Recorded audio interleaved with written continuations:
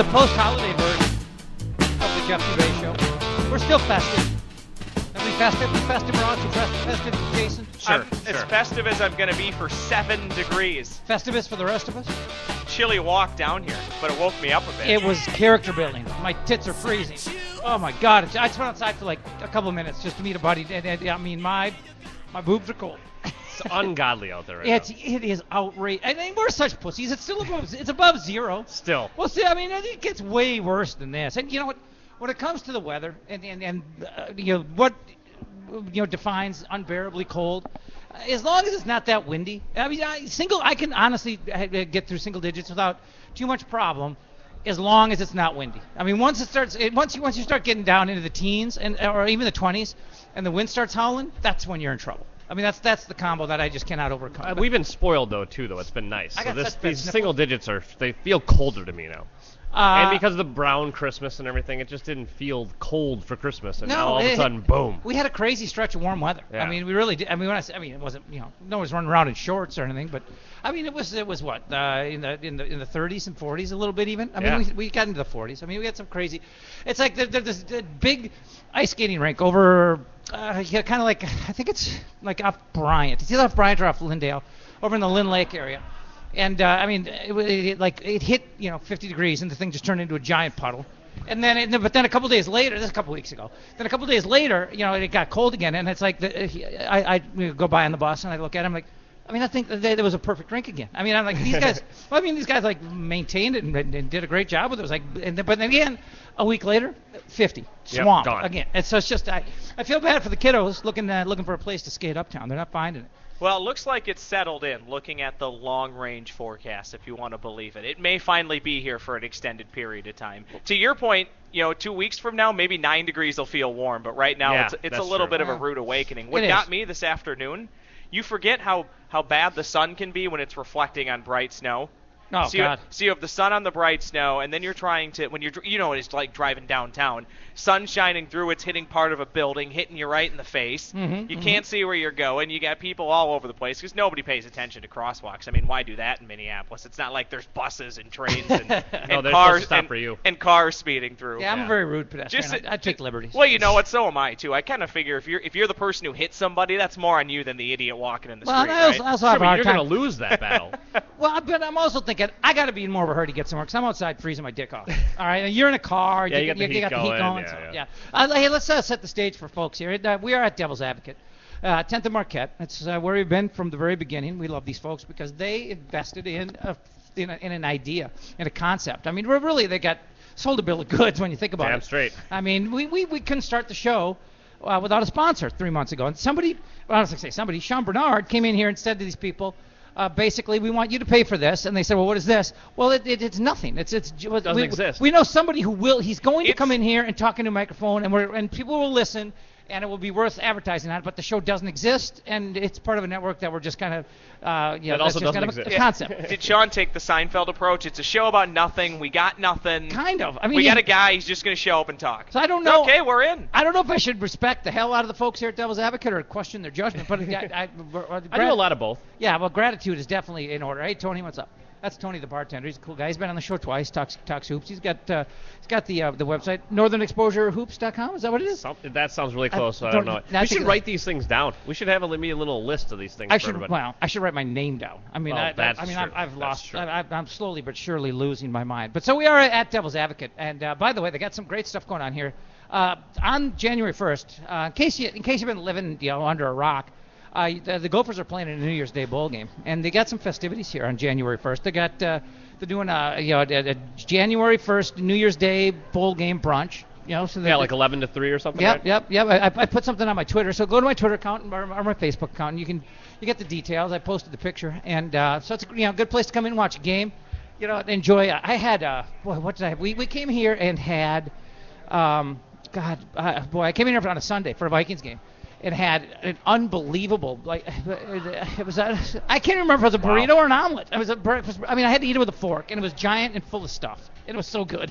So the breakfast food's good here too. It was unbelievable. I mean, it was like the steak. I can't remember if it was a steak burrito omelet or a steak burrito. Because like a burrito, you've had a burrito omelet before. So it's basically the same thing as a breakfast burrito. But I mean, it was just absolutely phenomenal. So come on in, check out that brunch. We're getting a little preview of where the Gopher game is going to be. The Russell Athletic Bowl. That's right. The Russell Athletic Bowl is going on right now. Clemson in Oklahoma. That's also in Orlando, and it is the same stadium that the Gophers would be in. So how about the fact that Oklahoma and Clemson are basically our opening act? Yeah, Think about it. Playing before the Gophers in Missouri. What's funny about this is Minnesota and Missouri, Jeff, generally the teams that get picked over to play in the better bowl. Thank God that they're starting to come up with some rules that kind of even this kind of stuff out. Because if they wanted to go by the virtual pecking order, down the Big Ten ladder for bowl games, Wisconsin would have been in this game, correct? Not in this game, but in our game, in the Florida Citrus Bowl on New Year's. But they had just been there, so they go to Tampa instead to play Auburn and hopefully get their asses kicked because of Wisconsin, and we hate them with a passion. And that's a very, very tough matchup for anybody. Well, yeah, and we talked about this about sometime in the last few weeks. Every single Big Ten team in bowl games this year is an underdog. Nebraska has lost the thriller to USC for 45-42, I believe it was. Yeah, they made that a game. Yeah, and have Rutgers and or Maryland played yet? They were in lower bowl games. Rutgers won. Rutgers beat North Carolina, Woo! So we're on the board. Hey. How did North Carolina get to a bowl game? And your Illinois squad. Oh, yeah, Illinois. Yeah, lost in something called the Zaxby's Heart of Dallas Bowl. Yeah, I think that's played in the Cotton Bowl, actually. Yeah, and that was a big win for Louisiana Tech. So we got our one. How do you lose to Louisiana? We're not getting skunked. But people make a big deal out about the Big Ten's bowl record and the fact that they were going to be an underdog in all these games. Well, typically, again, this doesn't necessarily apply to Illinois, Louisiana Tech, but for bowl games that have any significance or matter at all, the Big Ten and the SEC are contracted into head-to-head matchups in Orlando and Tampa. All right, so you're going to the Deep South. You're going into Florida to play the Southeast Conference. If you're the Big Ten champion, you're going out to L.A., Pasadena, to play a team from the Pac-12. If you are good enough to be in the playoff, you like Ohio State, you wind up going to New Orleans or the Deep South again to play a team from the SEC. These are not favorable geographical matchups or locations for Big Ten teams. We go into the belly of the beast every time. When Ohio State. I'm trying to remember the last time they got run out of a national championship game. I believe it was LSU. That game, that game I believe was in the South. But it's just you wind up playing LSU in the Superdome, or you wind up playing a USC in Pasadena. Florida and Alabama. You play Florida or Alabama somewhere in Orlando or Tampa. These are not easy places to go or easy teams to play against. So. I kind of dig the fact. I know Missouri should beat us. Missouri's been in back-to-back SEC championship games. There's something to be said for that. And again, the SEC certainly has it all over the Big Ten. But at least we're not playing somebody who we are geographically disadvantaged against for the second straight year. Well, that's what pissed me off about last year. We played Texas Tech a couple of years ago in Houston. You're gonna get a little home field for the other squad in that one. But when you're playing Syracuse in Houston, you finally have managed to avoid the geographical disadvantage of the home field. And you played a really bad team. A horseshit team. Yeah, just not a very good team. No, a horseshit team. I want to get back to setting the stage here. The guest today is Ross Brendel. And Ross is kind of the Opie Taylor of Twin Cities sports radio. He's worked at the Fan. He's worked at ESPN. He's been, town to town, up and down the dial, copyright the common man. And he's, for some reason, you can't shake the optimism out of this guy. You can't shake the rosy attitude out of this. I want to grab him by the shoulders and shake him like a baby. But you kind of did that when I walked in the door. To tell you the truth, I didn't. What did I didn't do? expect the big old man hug. I kind of got the half man hug. Well, you got the half man hug. Yeah. You're not a full hugger. No, I don't wrap my arms around. Yeah, I got the handshake hug. Yeah, I don't wrap my arms around the male of the species. I get the handshake, coming shoulder to shoulder, that kind of a thing. But Jason, you are an example, as I am, of somebody who's been through the Twin Cities media ringer. Mm-hmm. You lose your optimism in a hurry. Absolutely. I'm not saying you lose your love or your passion for it. We wouldn't still be sitting here doing what we're doing today. No, you become jaded very quickly, though. The second you lose correct. a job. It's correct, and it's a weird phenomenon because typically once you lose a job, you just you're not blacklisted professionally, but you're blacklisted personally. Like people who've been your friends for years don't even talk to you anymore. Like you're jinxed or something. It's really a strange phenomenon. Yeah, well, you're either in the club or you're not. Yeah. And once you're out of the club, you are really out of the club. Yeah, it's bizarre. But and I say that still having friends at KSTP and stuff too. Like I still do talk to them, but you're right. When you're not in, you're not in. You're looked at differently. Mm-hmm. And then even when you're still in and you're still working. Yeah, you're just like, you get kind of jaded as you're working. Like, what about, the money or whatever, right? I mean, or just life. Just life in general. But Ross is somebody who just never loses his enthusiasm. Eternal optimist. It pisses me off almost. Well, you have to be, because life, in all honesty, at times, oftentimes, can suck. So you just got to stay positive about a lot of different things. What gets you down? Does anything get you down? People told me, I don't know what really gets me down for the most part. When you went the other room, I spit in your beer. I thought the Widowmaker had a different taste. I didn't expect it to taste like that. Now I know what it is. No, but what gets you down? Anything get you down, Ross? Not a ton. What does get me down, I guess, random thing off topic. Rainy days and Mondays? Rainy days and Mondays always get me down. Mm-hmm. But so does I'm a big movie guy. I enjoy going to movies when nobody else is in the theater, right? So like the 11. What are you, Pee Wee Herman? Just the 11 a.m. showing on a Tuesday, right? Just let me enjoy this movie on a big screen. I don't enjoy when I expect that movie to be empty and it's half full. And I don't enjoy when I don't. Of all the things in life that these get are the you things that get him down. Yes. Having too many people in the Your life theater? is too good. I hate it. But here we go. I don't enjoy when I pay money for a movie and 25 minutes into it you realize this is the biggest pile of crap I've ever seen. That's why I just watch why pirated you don't really movies. go to movies anymore. But I love the experience. I love the popcorn. I love the gigantic Diet Coke because, yes, I'll eat 3,000 calories of popcorn, but wash it down with a Diet Coke. Well, yeah, but then you got to piss during the movie. There's nothing worse than having to try to pick the right time during the movie to go take a leak. There's an app for that, by the way. There is an app. Oh, where it tells you this is the lull in the movie? I forgot what it's called, but there That's literally brilliant. is an app. That actually is and brilliant. it tells Brilliant. you where to start. When this person shows up for the first time, you start the app. That's fantastic. And it rates it on like a 1 to 10 scale of a good time to go to the bathroom. That's fantastic. I'm not kidding you. Because somebody showed it to me, and I was going to download it because I'm going to try and go check out a movie tomorrow. It's one of the worst positions to be in because having to go to the bathroom is a horribly uncomfortable sensation. I mean, having to take a leak. Oh yeah. And it gets worse, and it gets progressively worse up until the time where you can't take it anymore. I mean, it is not something that gets better. I mean, it gets worse before it gets better. But the thought of, I don't go to a lot of movies, and now you basically have to, finance your ticket. You pretty much have to. You need a small loan. Yeah. These days. So I mean, it's like I don't really want to get up and miss the one part of this movie that's. I've been like when I was a kid, and I'd go to movies, and I'd be small enough where I couldn't, there'd be like a head in front of me, I couldn't see the whole screen. Like maybe there's somebody's head that is like taking out maybe like a 3 by 3 foot square in the bottom right hand corner. I always thought to myself, there's going to be like some radioactive ant in the film that's going to creep into that corner of the screen, and I'm not going to see it, and I'm not going to understand the rest. I'm not going to understand the rest of the movie because this guy's head is going to keep me from seeing the radioactive ant or whatever. So I got the same fear about if I get up and take a leak, it's going to be the one time during this damn movie that something's going to happen and then I'm going to lean to whoever I'm next to. Although I used to go to movies by myself a lot because.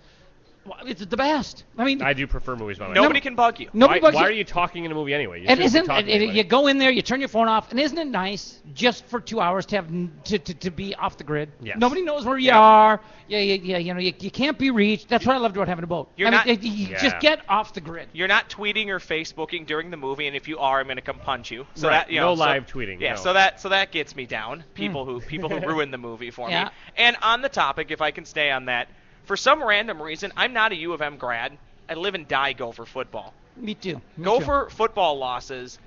Vikings football, I can just laugh it off because it's so easily predictable. You become numb. I mean, we're all rubbed raw a little bit by the Vikings. To a degree, Keep your mind out of the gutter, by the way. To a degree, so is Gopher football. But I legitimately. You can almost say it's worse. Yeah, that's true. Gopher football. Yeah, but we stopped having rubbed raw. Didn't we stop having expectations of Gopher football like 30 years ago? 60s and the 60s. Totally. Well, I was told for years I'd never live to see the Gophers play on New Year's Day, and I will make sure I will be the most sober person on the planet on New Year's Day because I want to remember watching the game because it might not happen again for 50 years. Well, so I got to enjoy it, but at the same time, let's not overblow it. I mean, they're like the 4th place team in the Big Ten this year. It's not like they're going to the Rose Bowl. Think of how many. I mean, I love it as much as anybody, but let's not. Well, how many New Year's Day bowls are there? A lot. I think there are. It's not really that Think about exclusive that. anymore. No, think about that though. There are a lot, and think of how And much we still had to break the Gophers' way to go that's this true, year. too. Well, but You they honestly did deserve it, I think, this year. No, they did deserve it, but you needed Ohio State to sneak into the playoff, Yeah, which they did, which they did, and then you needed inexplicably Mississippi State and Michigan State didn't play. Somehow Mississippi State was able to leapfrog Michigan State, which helped the Gophers jump into a better bowl. Yeah, there were some weird things that happened. You're right. And how does that happen? I guess we'll take it. I guess it's 50 years of taking it up the ass. Something flipped around for us. They finally get one. Yeah, we did. I mean, things finally flipped for the Gophers' favor. I'm excited that they're playing Gen 1. And like I said, you can come on down here to Devil's Advocate, enjoy that New Year's Day bowl brunch and some fantastic specials to watch the game. They got fantastic flat screens up above the bar. You just belly up. You got that TV 5 feet away from you, it seems like, right in your face. So good place to watch a game. And I love bellying up to the bar for a ball game. Sometimes you go to a sports bar or sports restaurant, and it's all these angles. Like you're sitting in a big Champs or something. You're sitting down and there's like a couple TVs to your left, but they're kind of at a 45-degree angle. They're kind of askew, and then you look over to your right, and there's one that's kind of facing at you, but it's on the other side of the bar. So it's like, do I watch the goofy angle TV, or do I watch the straight-on angle TV that's way over here? But when you come to a place like this, you sit at the bar. This is an old-school bar, straight bar, long, narrow hall. You sit in the bar, at the bar, and you look straight ahead of you, maybe 10 feet away, right in your face, angled directly at you is a giant. And they're not little TVs either. They're nice. Not. They're the nice big high screens. quality stuff. I am not a classy person. No. I feel classy when I come in here. Really? I feel classy when I come here. That's saying something. It's a comfortable, casual place, here. though. I mean, it's not like stuffy. I mean, No, not at all. No. No, you don't feel out of place at all. I feel out of place everywhere I go. That's just a my whole curse. different issue. That's a you thing, bud. Yeah, I can't find a place where I'm comfortable, but I will before I die. At least that's my quest. But we should talk a little bit about the fact that the playoffs are starting in the National Football League, and the regular season is now ended for the Minnesota Vikings. Yesterday was, as meaningless as a regular season game could possibly be. I'm not disappointed they won. I mean, you get people bent out of shape about winning games at the end of the season. You're trying to get the draft pick, but really, they're going to be in the middle of the first round, and what did the win cost them? A spot or two in the middle of the They're picking 11. Okay. They're picking 11. And didn't Teddy Bridgewater prove this year that order of the draft isn't the biggest doesn't deal? necessarily matter all that much. People get way too bent out of shape about a spot or two here or there. To be perfectly honest with you, you look at the season that was, and I tell you, when you lose, I mean, you come into a season with a game. I mean, we talk about like you go into each game with a game plan, but I mean, you come into a season with kind of a game plan. I mean, Norv Turner, he comes over here and he puts together what he thinks is going to be, a suitable offense for the offensive talent you have. And what happens before you even get to week 2? Well, you lose the guy who it's built around. And then by the time you get to the middle of the season, you've lost, was it 2/5 or 3/5 of your offensive line? Yeah, you've lost your tight end who you just gave a bunch of money to by about mid-season? Patrick? I thought I recognized you. How you doing, man? Good. Patrick Disher, correct? Yep. Have we ever met in person?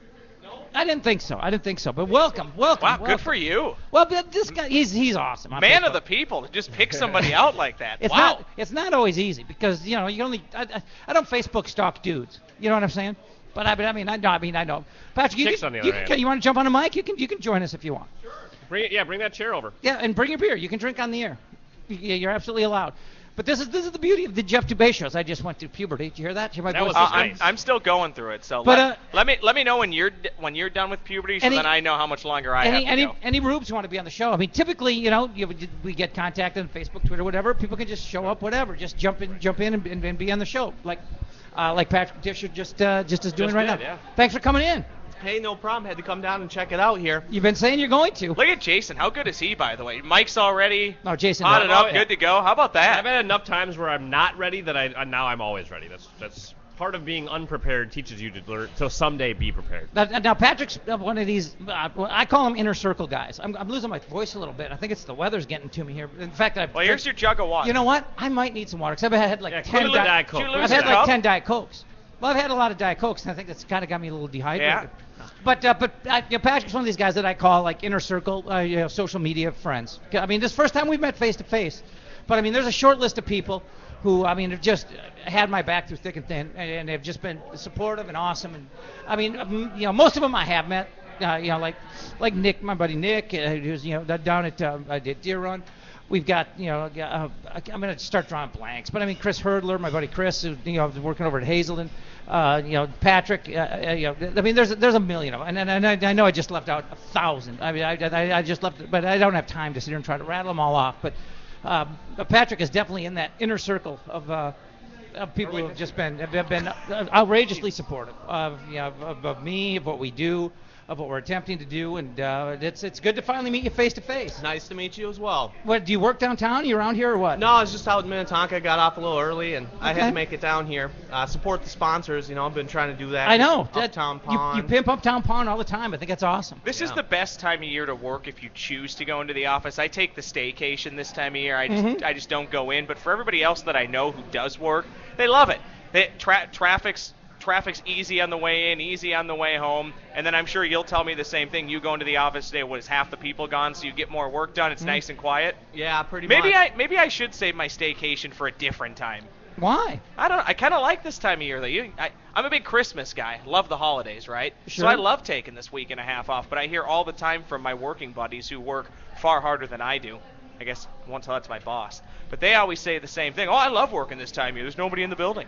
Well, what are you, antisocial? Working at the fan and then working at 1500. It's a term that Doogie used to always use. He called himself the resident Jew because he, I mean, this time of the year he picked up all the extra air shifts. I thought about that. Sinekin did it this year at the fan, I heard. Christmas Eve night, I saw Doogie on TV. I thought that exact same thing because he told me that one time. Oh, I take all these shifts. Everybody else takes them off. Patrick, what do you do? Tell us where you work. I work at a restaurant actually, so really? We don't really get vacation time. You don't. You can name it.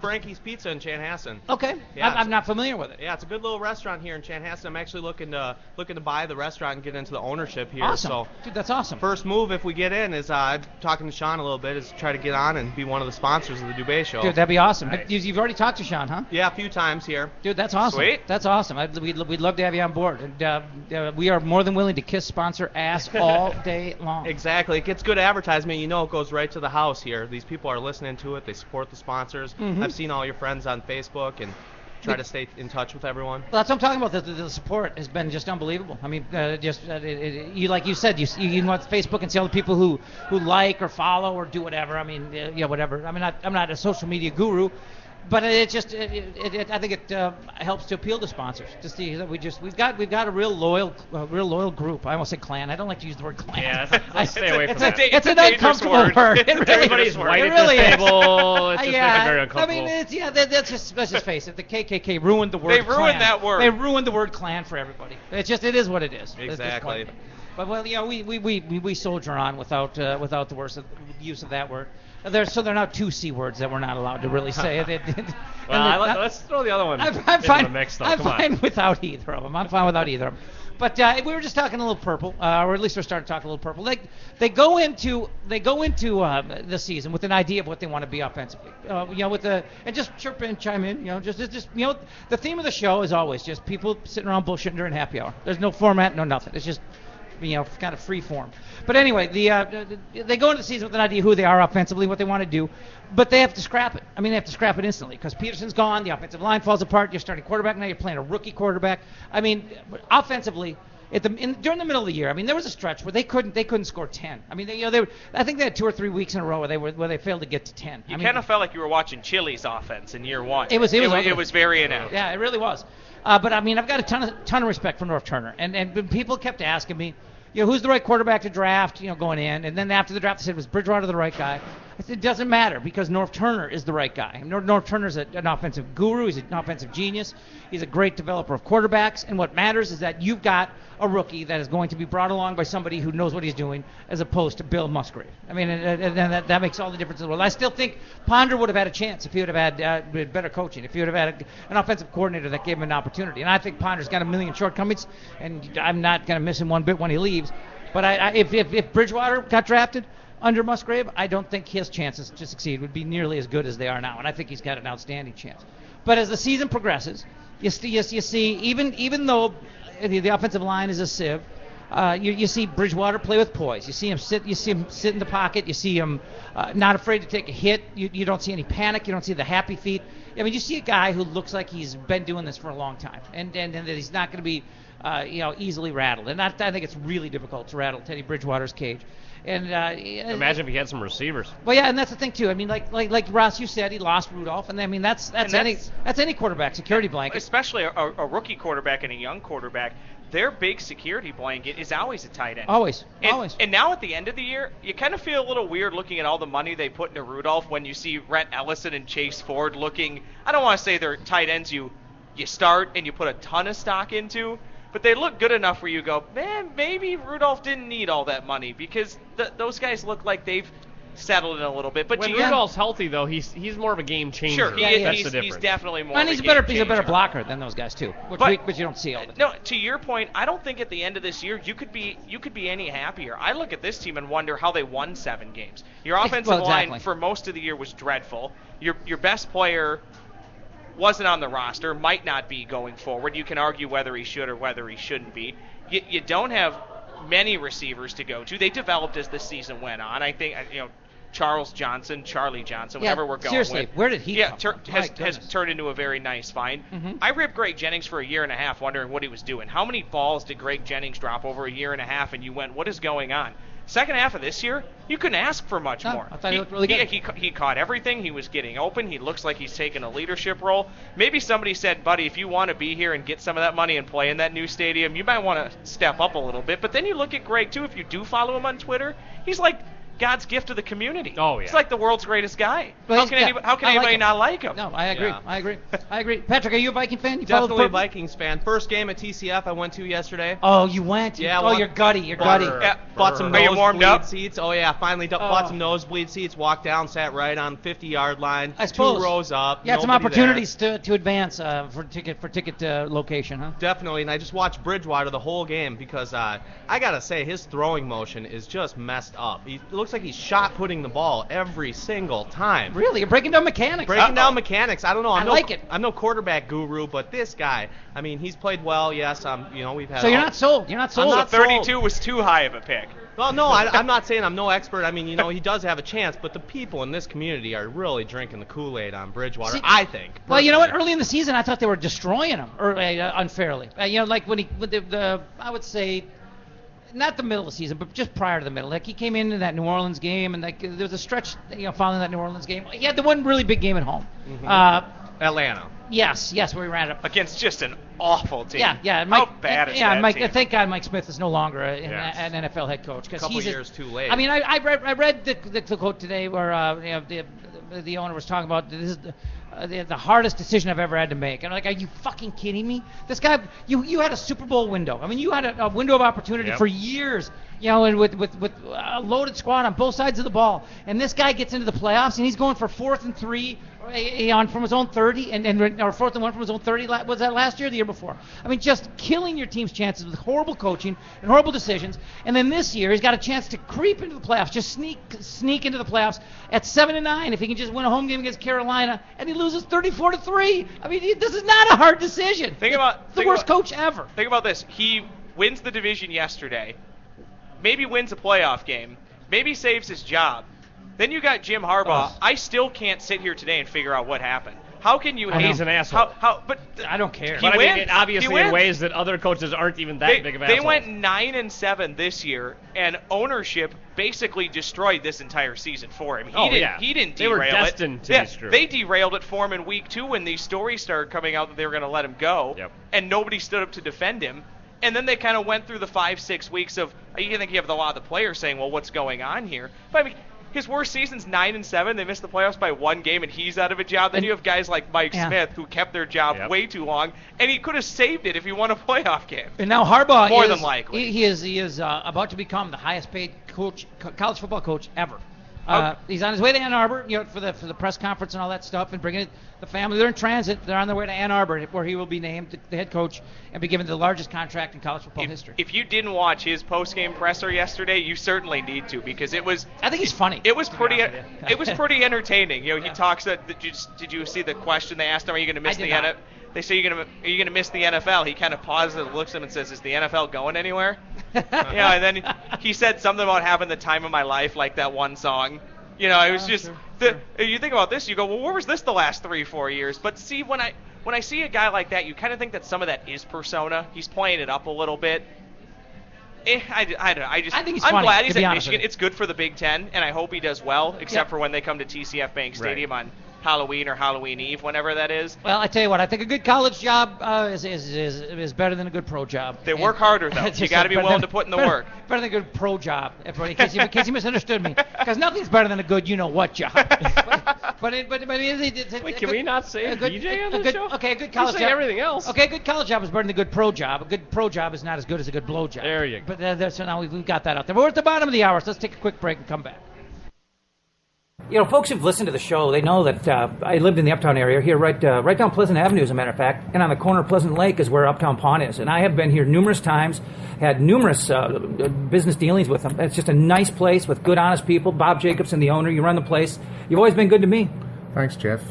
We try. That's part of our business. We're here to help people, and so everybody walks in the door. We hope we can help. Well, what I've always appreciated is when people are nice to people who are the low man on the totem pole. Like when I was a bat boy, I liked the star guys who were nice to the bat boy. Right. And I mean, I came in here and you guys didn't know who I was. You didn't know I had a radio show, and you treated me great. I mean, just a guy off the street. Listen, that's the idea with I think a smaller family type business. Somebody walks in the door. We don't want to let them see everybody gets treated the same way, and we hope that's the case. And we don't want to see them leave without. We try our very best. It's really easy. It's easy. It's low pressure. Good, honest people. Right on the corner of Lake Street and Pleasant Avenue. You guys got to check out Uptown Pawn. Look, Daddy. Teacher says every time a bell rings, an angel gets his wings. That's right. Hi, this is Judge Dean from Iceni County. We've started a safe cab program up here. A holiday message for you is give yourself a gift. Don't drink and drive. Call a cab. Call a friend. But don't drink and drive.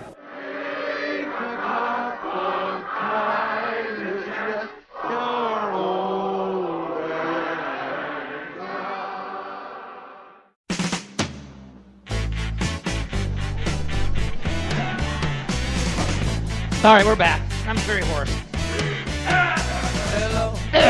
Take some shots from this. Yeah. Doesn't that funny? Just drink it right out of Doesn't that look there. like a moonshine, like a bottle of moonshine? Like it just came out of somebody's still. You know, the water bottles they have here at Devil's Advocate. You know, they got like the little flip bottle cap with the little mechanism. It just looks like it's a moonshine bottle. That water's extremely cold. This place is Extremely sweet, cold. too.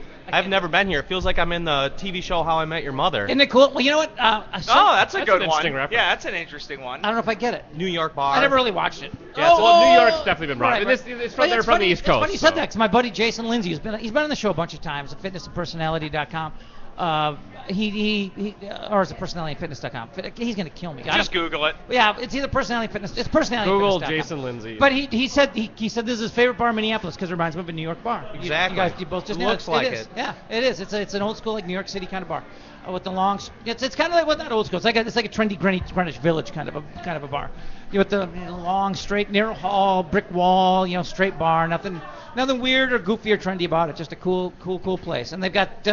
Again, get in here January 1st for that New Year's Day bowl brunch and watch the Gophers, Missouri. Yeah, and I'm getting some chicken balls when I'm done with the show. Oh, you haven't had them yet? No, they're so delicious. Good. They're outstanding. We should order you up right now. Hey, Jake. Hey, can we get some chicken balls? Chicken balls. Dude, you're the man. That's Jake from State Farm. Elucid. See, that's how we roll around here. We keep things loose. We have fun. Thanks, Jake from State Farm. You gotta love the Minnetonka Brewery too. It's in my neck of the woods. Your neck of the woods too, Hopkins grad. And I've lived in my whole life. I've been in the Western Burbs: Hopkins, Minnetonka, Plymouth. I owned a home in Plymouth. Lived in Maple Grove. I mean, it's just just basically up and down the 494 corridor there, whatever. Yeah, and I just actually was catching up on the first two podcasts, and I heard you were living out in Watertown. Oh, it's God. Totally my neck of the woods. Is it really? Well, I live in Chanhassen, Minnetonka. Chanhappen. How about that? Chanhasbeen. Yeah. My dad lives in Watertown, and this summer, he and his wife are up in Park Rapids. Mm-hmm. So I was, the house kind of empty, and just me and my brother Tom, who's also been on the show a few times. Yep, so, I've heard him. I spent a few months in Watertown, and I've become a gypsy. I've become a nomad. It's not exactly my chosen lifestyle, but it is what it is. You know? Well, we'll get you back. These fans, we love you out here. Well, I appreciate it. Just a rube here, but you got to like the good talent. Well, I appreciate it. Anybody knows of a room for rent? I mean, hey, give me a call. Oklahoma. I shouldn't get into this because this is too current to people who listen to the podcast. But Oklahoma just scored a defensive touchdown after falling behind 20-0 in this bowl game. Maybe they'll show a little life for a change. I just watched. Seen Oklahoma in a bowl game. I just watched again. I've seen it so many times. But the 30 for 30 special, the U, Miami. It is the best. You just can't watch it without cracking a smile. They're such assholes, and they knew they were assholes, and they loved the fact that they were assholes. I mean, just they would celebrate and just be just jerks, just dicks to everybody. I mean, it was just absolutely classic. Oh, there's a penalty on Oklahoma in this game. So much for their rally. So, Dave Dubay, let me ask you a question here. Yeah. What are we going to do with Patterson? I don't understand this one. This just makes no sense to me. I'm really struggling with it. You know what's so weird is after the Rams game, do you just think he was just destined for a crazy giant year? I mean, remember how good he was in the season opener? Oh yeah, I got him on my fantasy team. How can he do all those things and then all of a sudden just disappear? I don't understand. Ouch. It just doesn't make sense to me. Does Patterson not? I don't think he even understands what he wants out of his career because he's so up and down. We hear him middle of the year, he's a little frustrated with the coaches. Yeah. Then he comes out and says, it's my fault. I'm not having enough fun. Then you find out, well, then he's a little frustrated with the coaches. Now today he says, everything bad that happened this year is my fault. His favorite whose fault is it? Is it yours or are you angry at the coaches? And who's talking, him or his agent? Yeah.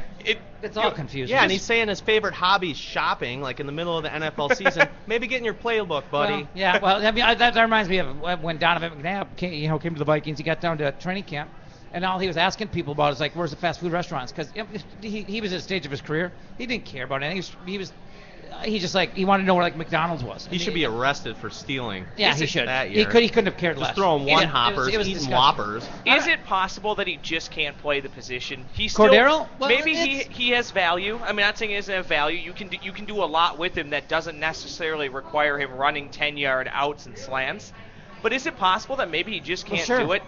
That was the question out of college. He only played 1 year at Tennessee, where when you have freakish athletic ability like that, and you're one of the best guys on the field, it doesn't maybe show as much as when you get to the NFL. And even the guys in the practice squad are better than most guys who played in college. Yeah. I mean, I can't say it's not possible. I mean, it certainly is possible that he can't do it. I hope it's not. I hope next year he figures things out because receiver. But he digressed. That's the scariest part. Yeah, he went backwards. And the worst part is, and he catches nothing cleanly. Yeah, everything's a chore. Everything he catches is a chore. Definitely. And the worst part thing is, too, yesterday I watched that interception. I watched that thing go down. He tips that ball and stands there. Doesn't even half-ass effort, run after the guy, just stands there looking at him. Now, I can't say this is the case with Cordero, but it is something to consider. It's shocking how many people in the National Football League hate football. I mean, football is it's a way to make money. Yeah, I mean, it's not unless you love it. I mean, it's grueling. It's absolutely grueling. I mean, it's hell on your body. Yes, it's got to be hell on your mental too. I mean, you look at like like life expectancies of former players, like offensive linemen, like live to the age of 52 or something. I mean, it's like I use Erasmus James as an example. I mean, defensive end, pass rush specialist, first round pick out of Wisconsin. I mean, this is a guy who had, if he wanted it, did a tremendous opportunity to have a massive career because everybody wants a guy who can rush the quarterback, from a 3-point stance. A defensive end who can put a hand in the ground. And we're not talking about like a 3-4 guy like Suggs or Lawrence Taylor back in the day, who you'd move around and find special ways to use him. I mean, just a guy like Jared Allen who puts a hand on the ground and can pressure a quarterback. NFL teams will overpay for that and give chance after chance after chance to guys if they have that ability. Like Denny Green thought Demetrius Underwood had. I mean, another example of just you'll reach for that type of a talent. But Erasmus James hated football. He didn't want to play football. He thought, I'm going to make myself do it, for a few years to get some paychecks, but I don't like football. I mean, he really didn't. He wanted nothing to do with it. From what I can tell, football is, for Cordero Patterson, football is probably a way to get laid in college, and maybe a way to make a few bucks professionally afterwards. But I don't know that he's got a passion for the game. And if you don't, you can't play it unless you love it. Well, right. shopping. If you don't have a passion for it, you can't put yourself through that hell. I mean, why would you want to go through that day after day, not just week after week? And day not to after mention, day. he's a guy who's got to do a lot of work to refine his craft, his skill. I mean, he's a guy who's got to still learn the position. So if this is accurate, he is somebody who does not love the game. Not only has he got to find a way to take part in this grueling sport, this grueling activity to make a living, but he's got to put in a shitload of work just to learn how to do it because he still doesn't know how to. And I don't know that he's motivated enough to be great.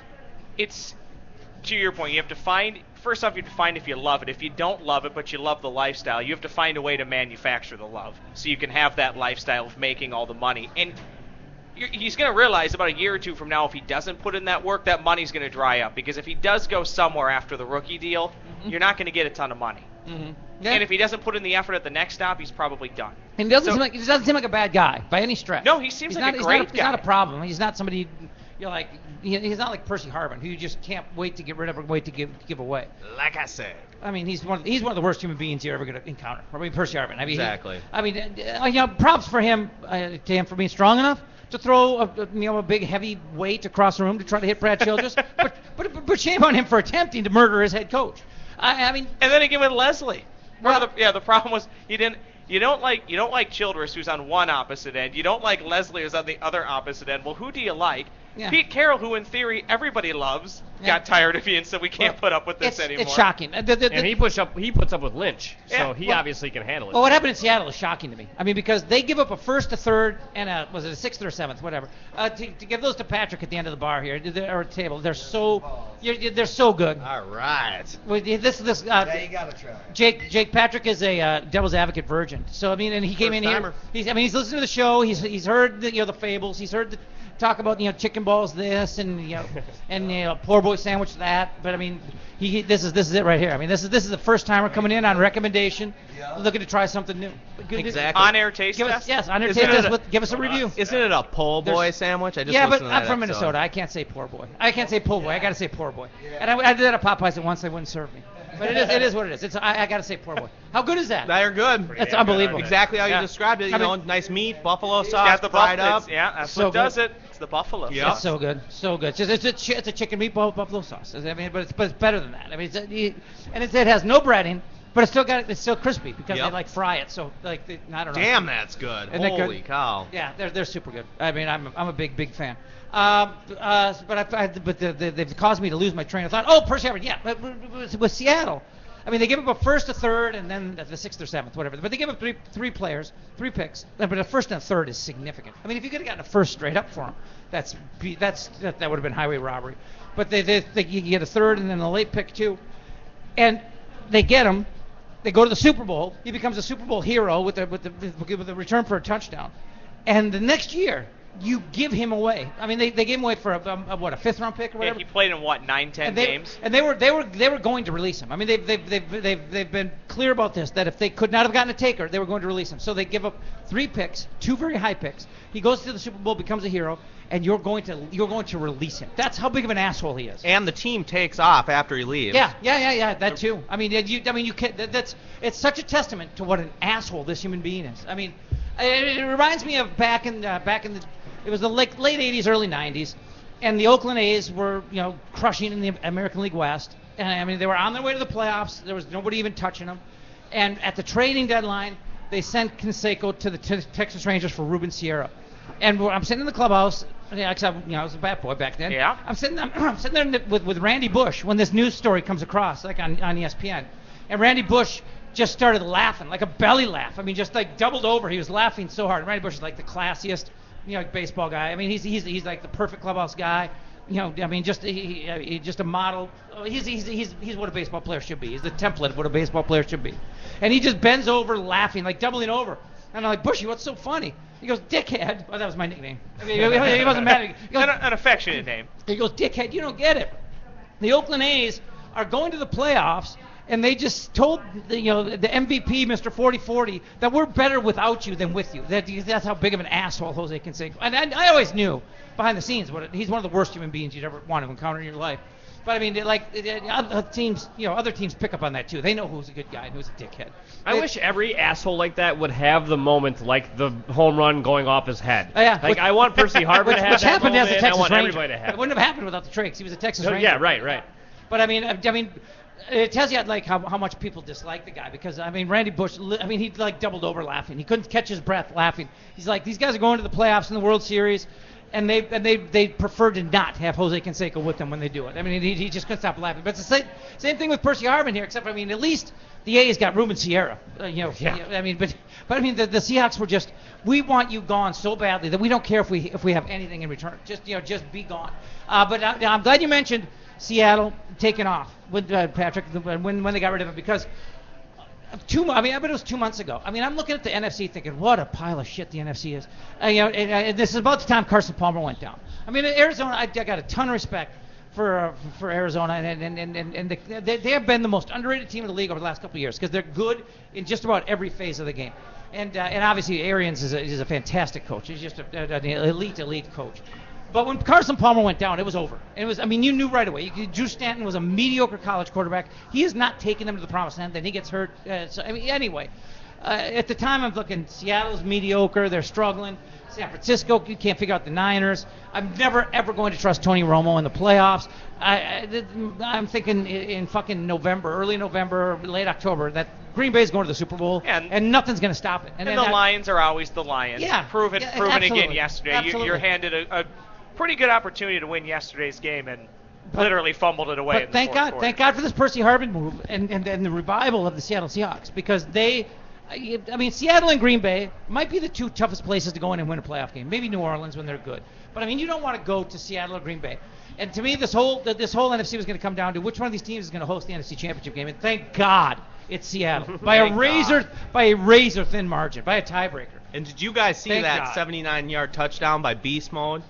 Last week? 2 weeks? Yeah. 2 weeks Where he ago, grabbed his junk as he jumped over the line, yeah. which I didn't notice until I heard he got fined for it. I didn't even notice when I saw the play that he did that. He's a dickhead too. I mean, but to have that thought in your mind where you just ran 70, like I would just be exhausted and want to fall in the end zone, and he's like, nah, fuck you guys, and still turns around and flips them off. It's like the guy in Sons of Anarchy. Did you ever watch Sons of Anarchy? Yeah. The guy who could not stop masturbating. Oh, what do they call? I can't remember. I forget what they call. I can't remember his hands They eventually cut his fingers off to keep him from grabbing his dick. Yes. Puffy. That was too good of an opportunity for Puffy. So thank God Percy left. Thank God Seattle rebounded, and thank God the road to the Super Bowl goes through the West Coast and not the Midwest. Because goddamn, I hate Green Bay. Take a quick break. Okay, last year, 2013, I lived just down the road, Pleasant Avenue, just a few blocks here from Uptown Pond, which is right on the corner of Lake and Pleasant. And, there are a couple of times, you just try to get to that next payday, maybe a couple of bucks short. If you've got some items, jewelry, diamonds, electronics, I mean, you come down here and they give you a fair price for it, and then you come back a week later, 2 weeks later, whatever, you get it back at a real reasonable price. So we're very competitive, we hope, on different angles, in different ends and different articles.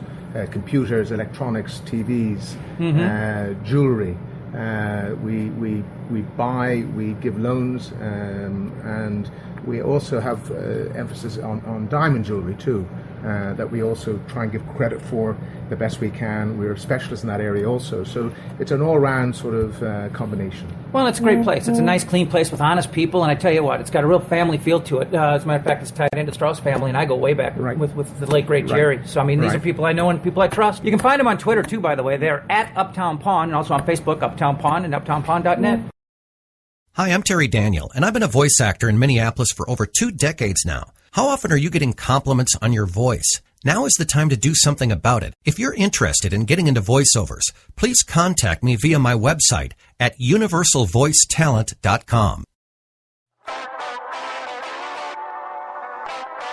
He was so good. Albert Bell could play some NHL hockey. I'm telling you right now. It doesn't make a lot of sense. Yeah, who would have knew? But I mean, Albert Bell, talk about... I don't want to call him an asshole, because I thought he was a good guy. I mean, he was behind the scenes, but he's one of those short-fused guys. Like, do you remember when he threw a ball and nailed a guy in the chest? As a fan. I forgot about that until you said that. I mean, his name is Albert Bell, but he went by Joey Bell for a while. And did he really? Yeah, it was, but it was the same guy. But he played college ball at LSU, and he's a college teammate of Mark Guthrie. And Gut was a great guy. Yeah. And then I sat in the bullpen with Mark, and Mark was always telling me, we're seeing Albert Bell like basically want to kill people on ESPN on a semi-weekly basis, doing the weirdest shit you've ever. Corking his bat. Yeah. But Mark would always say, no, he's a good guy. He's just not a. He's just trust me. He's a good guy. And then one day, he came over and wanted to play. He came over from the visiting clubhouse, wanted to play a little NHL hockey. So we teed it up, and he beat me. I mean, Albert Bell's got game at NHL hockey. They're the best. It's the last guy would have expected. They're the best video games. Period. This is Sega Genesis Oh, back no, in the I know day. exactly There's like NHL. There's like NHL '92. Hockey games this back in the day. Hockey games are the absolute best, and I despise soccer. I despise ESPN trying to shove soccer down my throat. Oh yeah, sure. Me too. But FIFA, that's an incredible game too. I've never played it, but I mean, you're just trying to get on Dana Wessel's. I know. Sorry, Dana. Sorry, Dana. Can you get the mumps from playing hockey game, or you have to be there? It is crazy. I've never seen such an outbreak of disease from a sporting event. I'll throw you a question, and I've asked this to numerous different people. How is the NHL not catching hell for this? It makes no sense how they haven't been. They waited till a third of the way through the season to put in some policy, and the policy, if you ask doctors, the policy is crap. But the policy won't really do much to get rid of it. What do you mean? They got hand sanitizer in the penalty box now. Are you serious? I swear to God, they really do. Suter has That's the weird. mumps, and the next day he's practicing with the team. Now, I know it is still mildly contagious. You can pass it on. If he has it, why is he skating with the rest of the team? Yeah. I want nothing to do. As a reporter, I want nothing to do with that locker room. I don't even want to go in it. I don't want the mumps. Are you kidding me? But it seems like on a league-wide basis that anybody who went through Anaheim, and it seemed like Anaheim was the origin. That's where they claim it started. The visiting locker room in Anaheim was the petri dish for this bizarre scientific experiment. I mean, and everybody seems to gotten infected from the going mumps. through I there. don't even know mumps are a thing anymore. I know. Is it the Oregon Trail? I know I've heard other people say it, but the mumps? I thought the mumps were gone. Yeah. These anti-vaxxers that are coming around. No one's getting vaccinated anymore. Passing around these diseases. What are factors? But you know what also would have been interesting is if a team that was ripe with it, just the mumps, got 3 or 4, 5 guys carrying it around. If they would have gone into an arena, I just burped on the air. If they would have gone into an arena that is a multi-purpose arena, like give me Dallas, the Stars and the Mavs. And pass it on to an NBA team. To the NBA, and you could have got these. Then every sports suddenly got it. And then somebody could have gone to Madison Square Garden and passed it on to a college team, and then it could have gone. Then it could have gone from college. Then it could have gone to college hockey. I mean, it could have gone. We could have gone from sport to sport, from level to level. If it would have been. It would have been like it's like a bad science fiction movie. What if the Wild members had it, and some of them did at the time? What if Eddie Vedder used that locker room when he was in town? Eddie Vedder picks up the mumps, takes it to Milwaukee, who takes it. Well, then the NHL is catching hell. I'll tell you that. Yes, this thing could have just spread. It could have spread from sport to sport, then to other areas of life, into the arts, into the world of music. I mean, it could have just been. It sounds like a bad science fiction movie. It's got to be a little bit with their dirty ass equipment that they're wearing every day. That stuff stinks. It's it's bad. And I mean, like, Tom Reed, who I love to death. I mean, I don't know if this is more urban legend or true, but I mean, his nickname was Tom Rash Reed because he got a really horrible rash from his equipment, but the urban myth is that it led to his retirement, and I don't know if that's true or not. I hope it's not. But I don't know if it's, but I mean, I know that players can. I mean, there's just these horrible fungal, rashes. I gotta think they're cleaning them better than they ever have before. I mean, every night now. Yes. I mean, as a kid, I used to just throw it in the trunk, and it'd sit, and the fungus would grow. The smell is so bad. Yeah, you can start up, like getting shrooms out of your freezers. Well, they're so damn superstitious too. I mean, they're like, I scored 3 goals. I'm not washing my equipment. Yeah. Not changing my jock. Not doing so nothing. Gross. It's just nasty. You would know as good as I would, Jeff, if not a lot better. Even better. I don't even know what it is. Exactly. But I'm just gonna assume, no matter what it is, I'm gonna know it better. People say, you can go into locker rooms. That must be kind of cool. It's not nearly as cracked up as you think. No, it it's is. not. Really. It's overrated. They smell. There's so many rules and regulations. You have to. It's overrated. Champagne celebrations. I mean, they're fun because of what just happened. You don't love the eye burning though. Here's what I don't get. Bring your goggles. This is insanity. I don't know why they haven't come up with a better way to do this, but why do they ice it? Nobody's going to drink it. I mean, it's fucking ice cold, and it's got down your back, down your shirt. And, I mean, it's to get that look on the guy's face when you're pouring over his head. That's why. Yeah, I mean, seriously, you freeze to death. I mean, people have got to be getting pneumonia from these things. I mean, just stop icing it. Nobody's drinking the stuff. And then Torrey Hunter really is the pioneer of the goggles. Because I've never seen anybody. I mean, that's the other thing about it.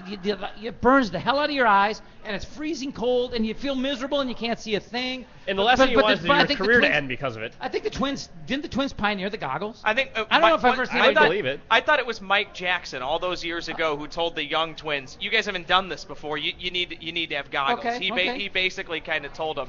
It's genius. This is genius. how you do it. Well, and they do it like 6 times. They clinch the wild card. They spray it. They you clinch the gotta division. get They used to spray it. it. It is about time they got it down to a They science. get Garden hired in the first round. How great is it though time. when you see random TV reporter who's never really been in that type of environment before, and random TV reporters told, "Oh, it looks like the Twins are going to wrap up the division in about 40 minutes. You should get on down there." Yeah. And they show up just completely unprepared I remember for the madness. Game 7 of '91, I'm in the bullpen, and but we were trying to prepare the clubhouse just for any eventuality, and during sporadically throughout the game, I'd be summoned to help. We're hanging plastic over the lockers and trying to protect what's going on.